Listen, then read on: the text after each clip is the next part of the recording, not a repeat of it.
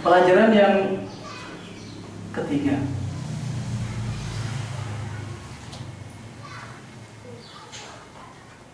kita harus menundukkan akal ketika nas sudah berbicara. Kita harus menundukkan akal kita ketika nas sudah berbicara. Dari mana kita ambil dari syariat puasa kita ini? Dari sebuah hadis, la khalufu famis sha'im atyabu 'indallahi min rihil misk. Bau mulutnya orang yang berpuasa benar-benar lebih wangi di sisi Allah melebihi wanginya bau misik. Masuk akal tidak? Masuk akal tidak? Bau mulut orang yang berpuasa wangi.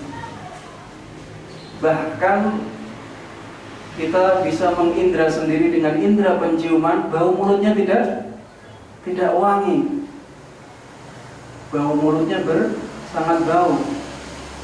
Apalagi bagi orang-orang yang giginya sudah pada berlubang ya, itu ada tambahan baunya. Tapi Rasulullah SAW mengatakan la khalufu famis sha'im atyabu 'indallahi min rihil misk. Bau mulutnya orang yang berpuasa benar-benar lebih wangi di sisi Allah melebihi wanginya parfum misik. Di zaman orang Arab dahulu tidak ada parfum yang lebih wangi dari parfum misik ini. Mungkin di zaman sekarang ada bau-bau yang mungkin kita lebih suka daripada parfum misik tersebut. Tapi orang Arab dahulu kalau ingin mengatakan bahwa parfum itu wangi sekali, dikatakanlah itu parfum misik, karena tidak ada yang lebih wangi dari parfum misik ketika itu. Bau mulutnya orang yang berpuasa lebih wangi di sisi Allah Subhanahu wa taala melebihi parfum misik. Jika nas sudah berbicara, kita tidak boleh menentangnya dengan logika kita. Begitu pula dalam puasa-puasa yang saya sebutkan tadi, ada puasa setahun.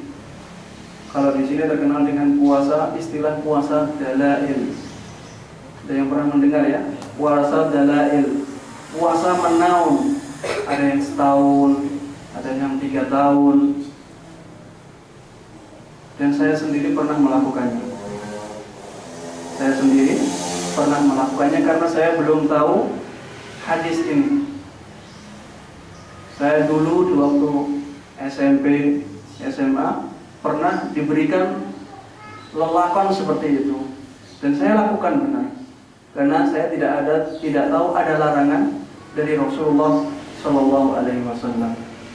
Bagi yang tidak tahu dan dia sudah berusaha untuk mencari tahu, maka hal tersebut tidak menjadikan dia berdosa karena dia tidak tahu dan dia sudah berusaha untuk mencari tahu.